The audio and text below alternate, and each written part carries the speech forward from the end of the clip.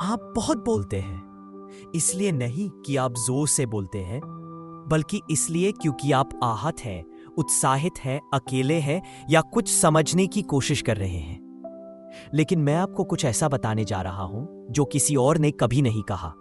हर बार जब आप गलत व्यक्ति के सामने खुलते हैं तो आपकी शांति का एक टुकड़ा चोरी हो जाता है। इसीलिए आपकी योजनाएं विफल हो जाती हैं। इसीलिए बातचीत के बाद आपका दिल भारी महसूस होता है। इसीलिए लोग आपके बारे में बहुत कुछ जानते हैं लेकिन आपके लिए बहुत कम करते हैं, क्योंकि सुनने वाला हर व्यक्ति सुरक्षित नहीं है।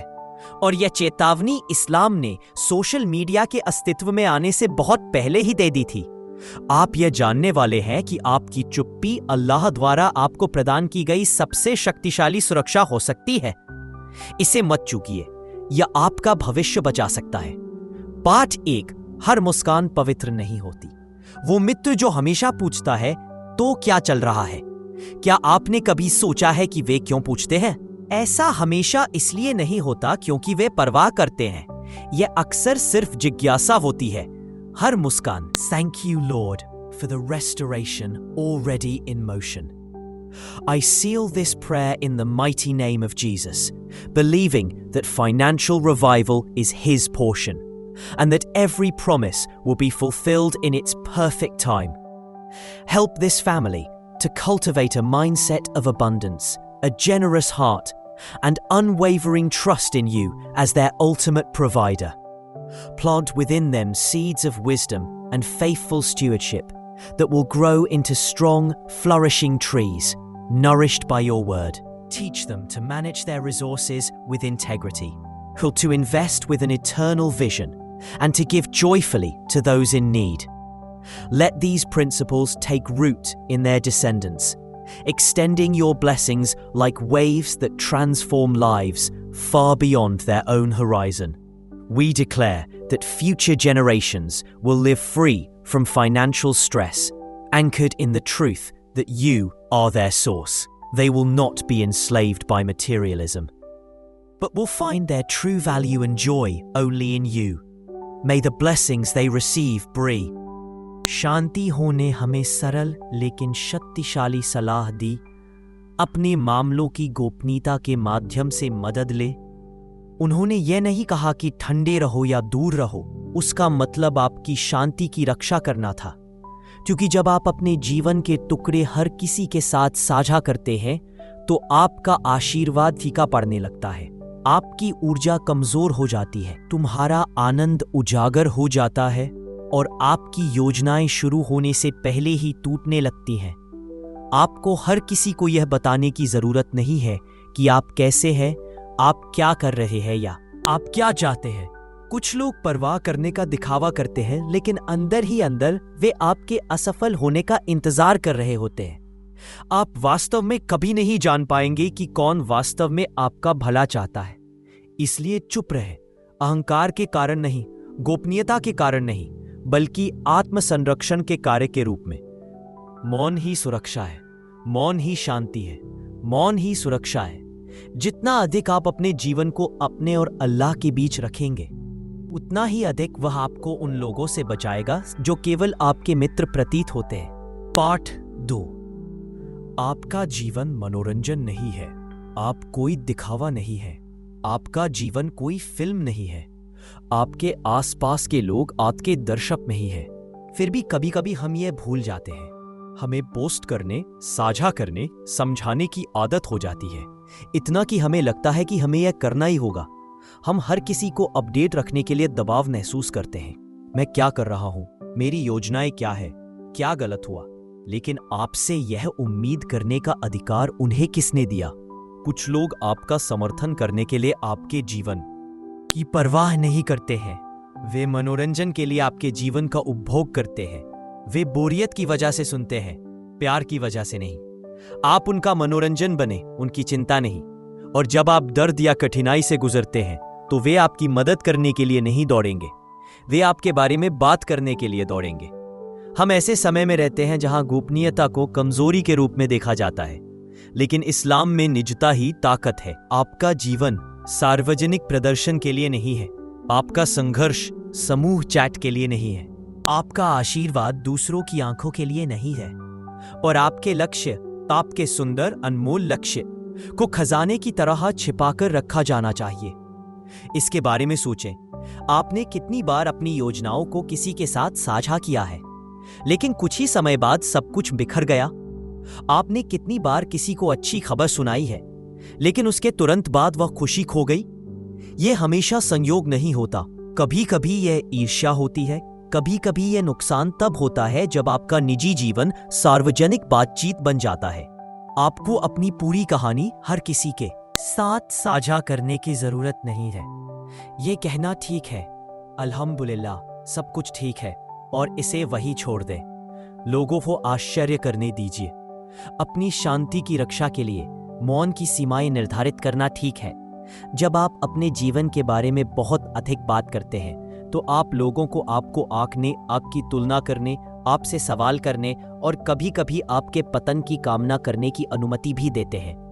लेकिन जब आप मौन होकर आगे बढ़ते हैं, तो जो कुछ वे नहीं देख सकते उसे कोई नहीं रोक सकता। जब आप अपनी यात्रा को निजी रखते हैं, तो आप अल्लाह को अपनी योजना पूरी करने के लिए जगह देते हैं। जो लोग वास्तव में आपकी परवाह करते हैं, उन्हें निरंतर अपडेट की आवश्यकता नहीं है। वे आपके लिए प्रार्थना करते हैं, भले ही वे ठीक से नहीं जानते हों कि आप किस दौर से गुजर रहे हैं। वे आपकी चुप्पी का सम्मान करते हैं और आपकी बुद्धिमत्ता पर भरोसा करते हैं। बाकियों को अनुमान लगाने दीजिए। याद रखें, आपको यहाँ लोगों को प्रभावित करने के लिए नहीं रखा गया है। आपको यहाँ अल्लाह को खुश करने के लिए रखा गया है। और आपके Saludamos con alegría a todos nuestros hermanos y hermanas católicos, y es un don inmenso tenerlos nuevamente aquí en este canal. Hoy pueden estar llenos de la gracia de Cristo. Antes de adentrarnos en el mensaje de hoy, tomémonos un momento para orar juntos. Mi espíritu te lo entrego, María, a la hija amante de Dios Padre. Custodia en mi corazón la vida divina. Protégeme del pecado, para que permanezca en la gracia de Dios. Guarda mi mente y hazla pura, y que todas mis intenciones se alineen con tu voluntad. Llena de gracia, bendita eres entre todas las mujeres, y bendito es Jesús, fruto de tu vientre. Ahora, cambiemos nuestra atención hacia un mensaje significativo y urgente proveniente de Medjugorje, el cual ha generado profunda reflexión en el Papa y el Vaticano. Recientemente, Mirjana, una de las 6 videntes originales de Medjugorje, reveló una profecía que ha suscitado preocupación y meditación global, especialmente entre los líderes eclesiásticos. Esta profecía है, ये वे लोग हैं जो आप पर मुस्कुराते हैं, माशा अल्लाह कहते हैं और ईर्ष्यालु मन से चले जाते हैं। हर माशा अल्लाह ईमानदारी से नहीं बोला जाता। कुछ लोग इसे आदत के कारण कहते हैं। कुछ लोग अपनी ईर्ष्या छुपाने के लिए ऐसा कहते हैं, और कुछ इसे बिल्कुल नहीं कहते हैं। वे बस आपके जीवन, आपके आशीर्वाद, आपकी खुशी को देखते हैं और उनके अंदर कुछ जलने लगता है। और सबसे दुखद बात यह है कि आपने शायद इसे महसूस किया होगा। वह क्षण जब आपने अच्छी खबर साझा की और फिर आपके सीने में एक अजीब भारीपन महसूस हुआ, एक अप्रत्याशित संघर्ष, एक आशीर्वाद जो अचानक गायब हो गया। आपको शायद इसका एहसास न हो, लेकिन किसी की मूक ईर्ष्या आपके जीवन में तूफान ला सकती है। इसीलिए अल्लाह ने अपनी बुद्धि में हमें सुरक्षा मांगने की चेतावनी दी। उनके शब्दों से नहीं, बल्कि उनकी भावनाओं से। उसने कहा, और ईर्ष्यालु व्यक्ति की बुराई से जब वह ईर्ष्या करे। सूरह अल-फलाक आयत 5। उन्होंने यह नहीं कहा जब वह बोलते हैं या जब वह कार्य करते हैं। उन्होंने कहा जब वह ईर्ष्या करता है, क्योंकि ईर्ष्या इतनी वास्तविक और इतनी खतरनाक है कि उसे नुकसान। Clave bíblica. El Señor no se tarda en cumplir su promesa, según algunos piensan, sino que tiene paciencia contigo, no queriendo que ninguno perezca, sino que todos procedan al arrepentimiento. Segunda de Pedro 3:9. Esta paciencia no es indiferencia, sino amor en acción. Testimonios que encienden la esperanza. María, madre soltera, después de años luchando contra la deuda. Cambié su enfoque de pedir dinero a agradecer por su salud y la educación de sus hijos. Un mes después, recibió una oferta de trabajo remoto que duplicó sus ingresos. Carlos, emprendedor, al dejar de exigir respuestas inmediatas y comenzar a orar con gratitud, notó cómo oportunidades que antes había ignorado aparecieron. Un socio que propuso colaborar, un cliente clave que regresó. Tu plan de acción. Pasos concretos para una oración poderosa. 1. Cultiva la gratitud diaria. Escribe 3 bendiciones nuevas cada mañana. 2. Combate la ansiedad con alabanza. ब्रेम्प्लेन रही है, लेकिन हम भूल जाते हैं। जितनी अधिक आंखें आपके आशीर्वाद को देखती हैं, उतने ही अधिक दिल उनकी ओर आकर्षित होते हैं, अच्छे और बुरे दोनों। और बुरी नजर असली है। पैगंबर PBUH ने कहा, बुरी नजर असली है, और अगर कुछ भी ईश्वरीय आदेश से आगे निकल जाता है तो वह बुरी नजर होगी। मुस्लिम, यह कितना शक्तिशाली है। यह तलवार से भी तेज चल सकता है। यह विवाहों को बर्बाद कर सकता है, शांति को नष्ट कर सकता है, सफलता को अवरुद्ध कर सकता है। और आप यह सोचते हुए बैठे रहेंगे कि क्या गलत हुआ, जबकि आपने जो कुछ किया था वह केवल कुछ खुशी साझा करना था। तो समाधान क्या है? उन्हें शांत रखकर अपने आशीर्वाद की रक्षा करें। जब चीजें अच्छी चल रही हों तो माशा अल्लाह कहें। जब आप अपने या किसी और के जीवन में कुछ अच्छा देखें तो उसे शांति से देखें। और दुनिया को यह बताने में जल्दबाजी न करें कि अल्लाह ने आपको निजी तौर पर क्या दिया है। अपने जीवन को एक छिपे हुए खजाने की तरह रखें, सुंदर, मूल्यवान और सुरक्षित।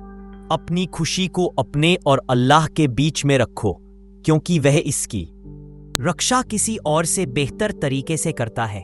और यदि कभी तुम्हें किसी और की ईर्ष्या का भार महसूस हो तो अल्लाह की ओर मुड़ो। सूरह अल फलक और सूरह अन्नास का ईमानदारी और पूरे विश्वास के साथ पाठ करें। जब आपका दिल अल्लाह के पास हो तो कोई दूसरा दिल आपको नुकसान नहीं पहुंचा सकता। पाठ 4। लोग वही याद रखते हैं जो आप भूलना चाहते हैं। लोग उन क्षणों को याद करते हैं जिनके बारे में आप चाहते हैं कि वे कभी घटित न हुए हों। गलतियां, टूट फूट, कमजोर स्वीकारोक्ति, वे इन यादों को आपकी सुरक्षा के लिए नहीं, बल्कि सुविधाजनक होने पर उनका उपयोग करने के लिए संग्रहित करते हैं। इसलिए हर चीज को साझा करने की जरूरत नहीं होती। हर घाव को दिखाने की जरूरत नहीं होती। एक बार जब कोई बात कही जाती है तो उसे अनसुना नहीं किया जा सकता, तो उसे कभी भी पूरी तरह से पुनः प्राप्त नहीं किया जा सकता है। अपनी चुप्पी को अपना कवच बनने दो। अपनी प्रार्थनाओं को अपनी आवाज बनने दे और अल्लाह के साथ तुम्हारा संबंध तुम्हारा आश्रय बने। क्या आपने कभी किसी के सामने खुलकर बात की है और बाद में बहुत कुछ कहने पर पछतावा हुआ है? आप यह सब वापस ले पाते, ईमानदार थे। आपने सोचा कि बोलना सुरक्षित है। आपको दर्द हो रहा था और आपको बस किसी को सुनने की जरूरत थी, तो आपने बात की। आपने उन्हें बताया कि आप किस चीज से संघर्ष कर रहे थे। हो सकता है कि आपने कोई गलती, कोई कमजोरी या कोई अत्यंत व्यक्तिगत बात साझा की हो और उस पल में यह राहत की तरह महसूस हुआ। लेकिन हफ्तों बाद, महीनों बाद, शायद सालों बाद भी आप चाहते हैं कि वे भूल जाएं कि आपने क्या कहा था, लेकिन वे ऐसा नहीं करते। यह लोगों के बारे में सच्चाई है। वे याद रखते हैं, खासकर उन हिस्सों को जिन्हें आप चाहते हैं कि वे याद न रखें। वे हमेशा आपकी दयालुता, आपकी मदद या आपकी अच्छी सलाह को याद नहीं रखते, लेकिन उन्हें वह क्षण याद है जब आप टूट गए थे। वह एक बात जो आपने तब कही थी जब आप असुरक्षित थे, वह व्यक्तिगत विवरण जो आपने बिना सोचे समझे साझा कर दिया था। और कभी कभी वे इसे अपने तक ही सीमित नहीं रखते, वे दूसरों को बताते हैं। यदि आपको किसी से बात करने की आवश्यकता है तो उससे बात करें। हर पाप, हर पछतावे, हर कमजोरी को उसके चरणों में उड़ेल दो, क्योंकि वह कभी भी तुम्हारे खिलाफ तुम्हारे शब्दों का इस्तेमाल नहीं करेगा। वह आपको शर्मिंदा करने के लिए इसे सामने नहीं लाएगा। वह आपको उन चीजों की याद नहीं दिलाएगा जिन्हें आप भूलना चाहते हैं। इसलिए अपनी कहानी को सुरक्षित रखें, इसलिए नहीं कि आपके पास छिपाने के लिए कुछ है, बल्कि इसलिए कि आपकी यात्रा पवित्र है और हर कोई इसका एक टुकड़ा ले जाने का हकदार नहीं है। पाठ 5, आपका दर्द पवित्र है।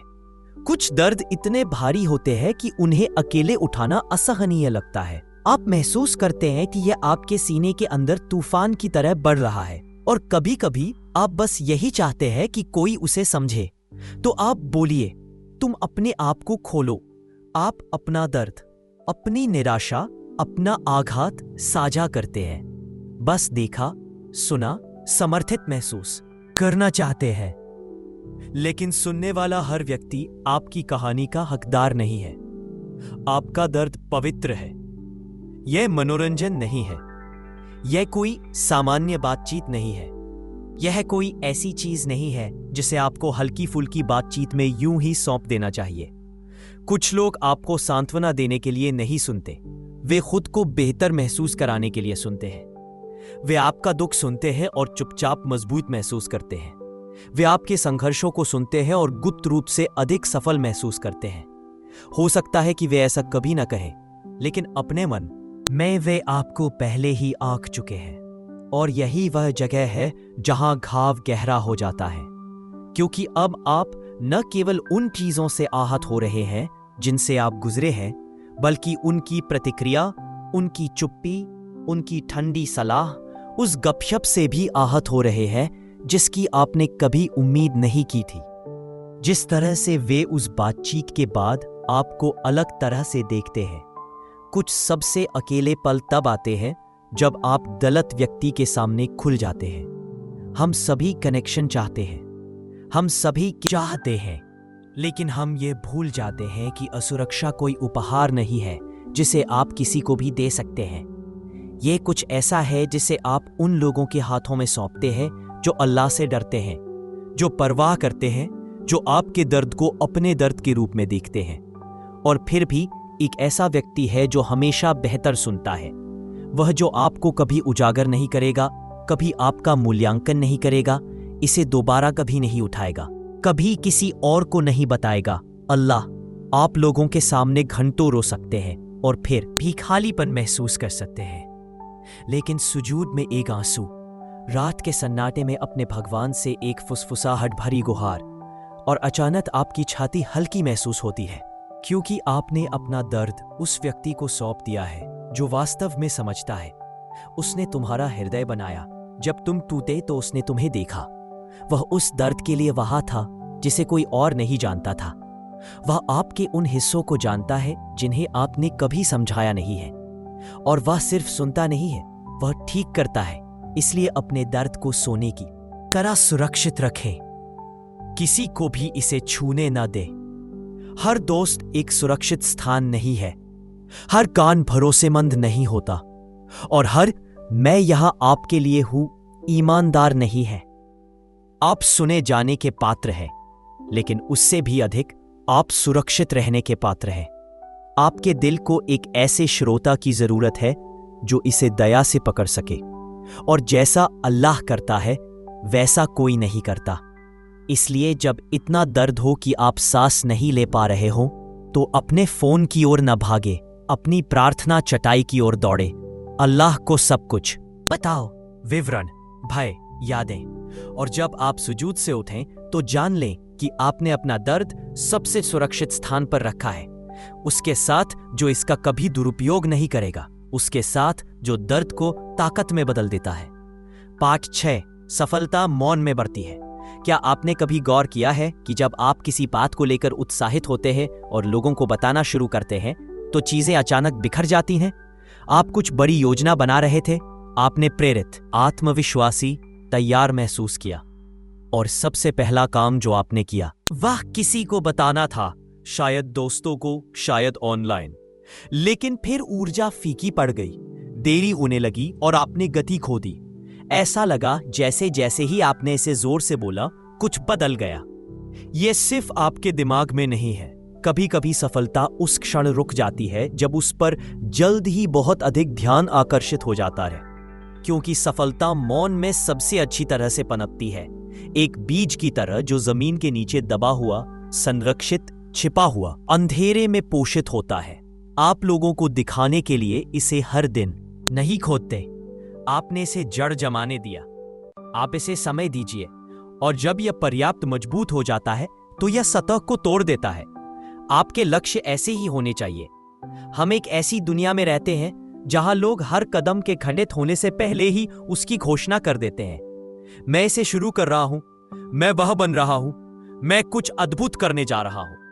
लेकिन कभी कभी जब आप बढ़ने से पहले बोलते हैं तो आप गलत आंखों, गलत दिलों, गलत ऊर्जा को आमंत्रित करते हैं। हर कोई आपको ऊपर उठते हुए नहीं देखना चाहता।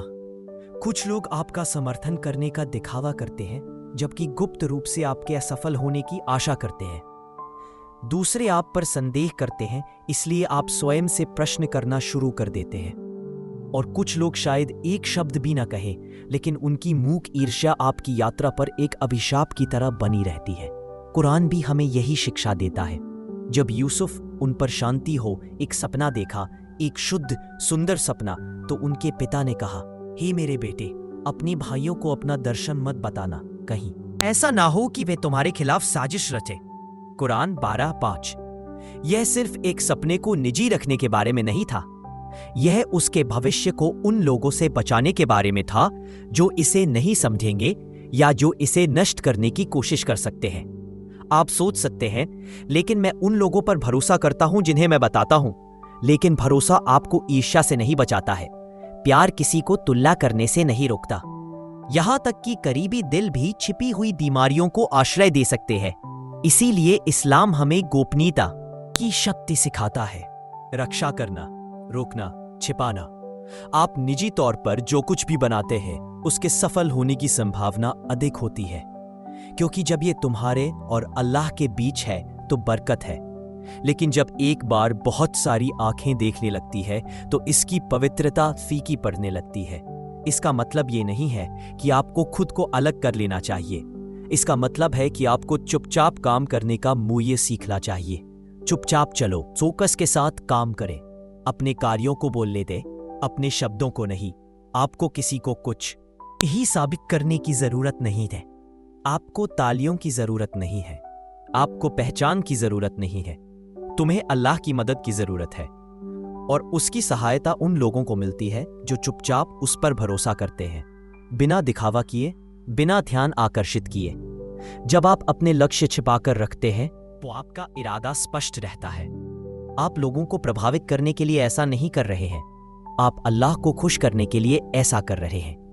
और जब आप अंततः सफल होंगे तो ये लाइक, शेयर या तालियों के कारण नहीं होगा। ये आपके द्वारा किए गए वास्तविक प्रयासों और आपके द्वारा तब की गई शांत प्रार्थनाओं के कारण होगा जब कोई नहीं देख रहा था। तो अगली बार जब आप दुनिया को यह बताने के लिए मजबूर हों कि आप क्या करने वाले हैं, रुके। पहले अल्लाह को बताओ, शांति से कार्य करें, और जब आपकी सफलता अंततः फलित हो तो दुनिया को माशा अल्लाह कहने दे। इसलिए नहीं कि आपने उन्हें बताया, बल्कि इसलिए कि वे इस बात को नजरअंदाज नहीं कर सकते कि अल्लाह ने आपको क्या बनने में मदद की।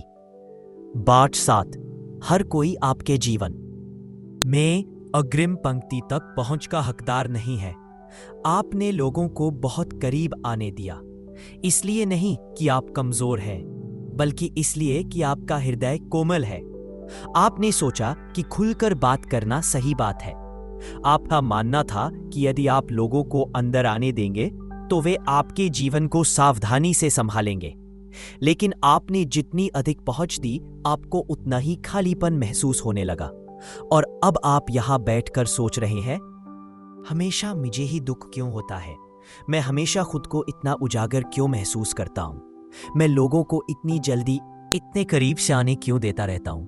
यह सच्चाई है, हर कोई आपके जीवन की अग्रिम पंक्ति का हकदार नहीं है। कुछ लोग आपका समर्थन करने के लिए नहीं हैं, वे देखने के लिए हैं। वे चुपचाप बैठते हैं, मानसिक नोट्स लेते हैं, तुलना करते हैं, आलोचना करते हैं, प्रतीक्षा करते हैं। वे आपकी जय जयकार नहीं कर रहे हैं, वे तुम्हें ट्रैक कर रहे हैं।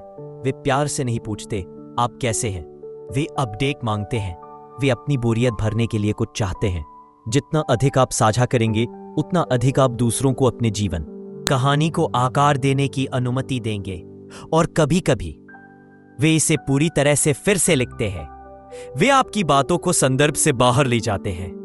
वे आपकी यात्रा खत्म होने से पहले ही उसका आकलन कर लेते हैं। वे आपसे ऐसी उम्मीदें रखते हैं जो अल्लाह ने कभी नहीं की, और इसका एहसास किए बिना आप अल्लाह के मार्गदर्शन के लिए नहीं बल्कि लोगों की स्वीकृति के लिए जीना शुरू कर देते हैं। आप पर इस प्रकार की पहुंच का कोई दायित्व नहीं है। आपको दैनिक अपडेट की आवश्यकता नहीं है। आपको हर विकल्प, हर भावना, हर बदलाव की व्याख्या करने की जरूरत नहीं है। आपका जीवन कोई संगीत कार्यक्रम नहीं है। आपकी आत्मा कोई प्रदर्शन नहीं है। हर कोई आगे की पंक्ति की सीटों का हकदार नहीं है। दरअसल ज्यादातर लोग पिछली पंक्ति में हैं। कुछ को पूरी तरह से बाहर होना चाहिए। इस्लाम हमें सिखाता है कि हमें अपने दिल, अपनी गरिमा, अपने रास्ते की रक्षा करनी चाहिए। इसमें हमारी ऊर्जा, हमारी समय और हमारे भीतर मौजूद शांति की सुरक्षा शामिल है। हर दोस्त को पास नहीं रखना चाहिए। परिवार के प्रत्येक सदस्य को सब कुछ बताने की आवश्यकता नहीं है। प्रत्येक ऑनलाइन अनुयायी, Imagine for a moment that you could unlock the incredible energy within you, that dormant force we all possess, and use it to attract financial miracles into your life. Picture clearly. What would it feel like to win $12 million? Or start a business that generates $1 million in just 1 hour? Or perhaps receive a lottery prize of $250,000? All of this can become possible if you learn a simple yet powerful technique. These are not just fantasies or made-up stories. They are real testimonies of ordinary people who achieved extraordinary results simply by taking action based on renewed beliefs and a focused, positive mindset. One such story is that of Cynthia Stafford, a single mother who took responsibility for raising her brother's 5 children after a family tragedy. In the midst of extreme financial hardship, every day she visualized herself winning exactly $12 million in the lottery. She wrote down the numbers daily, imagined how her life would look after. कौन होते हैं हर किसी को अपनी आंतरिक दुनिया तक पहुंच प्रदान करने वाले? इसके बारे में सोचो। जो लोग आपसे सच्चा प्यार करते हैं वे कभी भी आपके जीवन में ऐसी जगह की मांग नहीं करेंगे जिसे आप देने के लिए तैयार न हो। वे आपकी सीमाओं का सम्मान करेंगे। वे दूर से ही तुम्हारे साथ धैर्य रखेंगे। वे आपके जीवन के हर छोटे विवरण को जाने बिना आपकी देखभाल करेंगे। यही प्यार है, यही ईमानदारी है। ये वे लोग हैं जो आपके साथ रहने के योग्य हैं। बाकी लोगों के लिए यदि वे चाहे तो उन्हें दूर से देखने दें, लेकिन उन्हें अपना रास्ता तय करने की अनुमति ना दे। किसी और के मनोरंजन के लिए अपनी शांति ना दे। आपको इस दुनिया में हर किसी को अपनी बात समझाने के लिए नहीं भेजा गया है। आप यहाँ अल्लाह के साथ अपनी यात्रा पर चलने के लिए हैं, भले ही कोई और ना देखे या ना समझे। इसलिए अपना दायरा सीमित करें, कम बोले, सतर्क रहें और बहुत सारे विचारों और राय के शोर के बिना अल्लाह को अपनी कहानी लिखने की अनुमति दे, क्योंकि अंत में एकमात्र अनुमति जो वास्तव में मायने रखती है वह उसकी है। पाठ 8, अल्लाह ही काफी है। आपको दर्शकों की जरूरत नहीं है। आप लोगों को अपने बारे में समझाने की कोशिश करते रहते हैं। उन्हें अपने दिल, अपने इरादों, अपने संघर्षों को समझाने की कोशिश करते रहते हैं। आप उन्हें बताएं कि आपने यह निर्णय क्यों लिया। आप उनकी अपेक्षाओं पर खरे क्यों नहीं उतरते। आप अभी भी चीजों का पता क्यों लगा रहे हैं। लेकिन जितना अधिक आप समझाते हैं उतना ही वे गलत समझते हैं। सच तो यह है कि कुछ लोगों का इरादा आपको समझने का था ही नहीं। वे आलोचना करने के लिए कुछ ढूंढ रहे हैं। वे अपनी सीमित दृष्टि से आपका मूल्य मापना चाहते हैं, और जितना अधिक आप स्वयं को साबित करने का प्रयास करते हैं उतनी ही अधिक आप शांति खोते हैं। लेकिन कुछ ऐसा है जिसे आपकी आत्मा को सुनना चाहिए। आपको दर्शकों की जरूरत नहीं है, तुम्हें केवल अल्लाह की जरूरत है। आप दूसरों को प्रभावित करने के लिए नहीं बनाए गए हैं। तुम्हें इस धरती पर इसलिए नहीं रखा गया है कि हर कोई तुम्हें पसंद करे। आपका अनोखा मार्ग आपको दूसरों की स्वीकृति के लिए नहीं दिया गया है। आपको एक उच्च और शाश्वत उद्देश्य के लिए बनाया गया था। पूजा करना, सेवा करना और अल्लाह के साथ फिर से उठना। वो आपके दिल की बात समझता है। तब भी जब अपनी भावनाओं को शब्दों में बयां नहीं कर पाते। वह आपके प्रयासों को तब देखता है जब कोई तालियां नहीं मिलती। वह आपके हर आंसू, हर रात की नींद हराम करने वाली रात, आपके द्वारा उसके लिए किए गए हर छोटे बलिदान को महत्व देता है। और वह कभी नहीं भूलता। पसंद का कोई मतलब नहीं है, स्तुति का कोई मतलब नहीं है, जो लोग चले गए उनका कोई मतलब नहीं है। महत्वपूर्ण बात यह है कि अल्लाह ने आपको कभी नहीं छोड़ा, एक पल के लिए भी नहीं। आपके सबसे बुरे समय में नहीं, तब नहीं जब तुम दूर हो गए। वह हमेशा वहां था, तुम्हारा इंतजार कर रहा था। इसलिए उन लोगों से मान्यता प्राप्त करना बंद करें जो अपने दिल को भी नहीं समझते हैं। कौन देख रहा है, कौन सुन रहा है, कौन ध्यान दे रहा है, इसकी चिंता करना बंद करें। उन्हें आपको कम आंकने दें, उन्हें आप पर संदेह करने दें, उन्हें बोलने दीजिए। तुम्हें उनकी आवश्यकता नहीं है, तुम्हें उसकी आवश्यकता है। अपना हृदय उसे लौटा दो जिसने इसे बनाया है। केवल उसी के लिए अपने इरादे बनाओ। चुपचाप लेकिन ईमानदारी से काम करें, धीरे धीरे लेकिन ईमानदारी से बढ़े। आपको इसे पोस्ट करने की आवश्यकता नहीं है, आपको इसे साबित करने की जरूरत नहीं है। अल्लाह को इसे देखने दो और यह काफी होगा, क्योंकि आखिरी दिन कितने लोगों ने आपके लिए तालियां बजाई, इससे कोई फर्क नहीं पड़ेगा। इससे कोई फर्क नहीं पड़ेगा कि आपके कितने फॉलोअर्स हैं। फर्क इससे पड़ेगा कि आपके कर्म उसके लिए किए गए थे या भीड़ के लिए। और जब आप सचमुच अल्लाह के लिए जीते हैं तो सब कुछ बदल जाता है।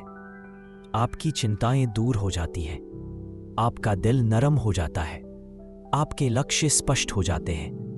और अचानक, भले ही कोई आपको न समझे, भले ही कोई आपका समर्थन न करे, आप सुरक्षित महसूस करेंगे, क्योंकि अंत में आपको पता चल जाएगा कि अल्लाह ही काफी है। वह हमेशा से रहा है, वह हमेशा रहेगा। इसलिए दिखने की कोशिश करना बंद करें, ईमानदार बनने की कोशिश करना शुरू करें। अपने जीवन को आपके और उसके बीच एक शांत वार्तालाप बनने दें जो आपको आपसे बेहतर जानता है। आपने काफी साझा किया है। तुम्हें Saludos en Cristo y gracias por acompañarnos en este viaje ilustrado a través del canal La Luz del Cielo. Rogamos que la paz y las bendiciones del Señor os envuelvan hoy. Al adentrarnos en la lección de hoy, os invitamos a uniros a nosotros en una oración a nuestra querida Madre María. Madre María, hija amada de Dios Padre, ofrezco mi devoción eterna hacia ti. Habita en mi corazón, oh Madre, para que yo camine en la gracia de tu Hijo, Jesús. Protégeme del pecado y guía mis pensamientos e intenciones según la voluntad de Dios. Bendita eres entre todas las mujeres, y santo es el fruto de tu vientre, Jesús. Oh María, Madre de Dios, ruega por los pecados de los Estados Unidos. Ahora, bendita seas entre las mujeres, y bendito sea el fruto de tu seno. Hoy, compartimos con vosotros una revelación profunda que transformará nuestra comprensión sobre el futuro de la humanidad y nuestra fe. Vika Ivankovich Mijatovic, una de las 6 videntes de Medjugorje, ha abierto recientemente su से भी नहीं कर सकते, और जो कुछ तुम चुपचाप बनाते हो, अल्लाह सही समय आने पर उसे दुनिया पर प्रकट कर देगा। इसलिए कम बोले, अधिक भरोसा करें, उन्हें आश्चर्य करने दीजिए, अल्लाह को काम करने दो, क्योंकि मौन शून्यता नहीं है, यह दिव्य सुरक्षा है। और सबसे सशक्त कहानियां सुजूद में लिखी गई हैं।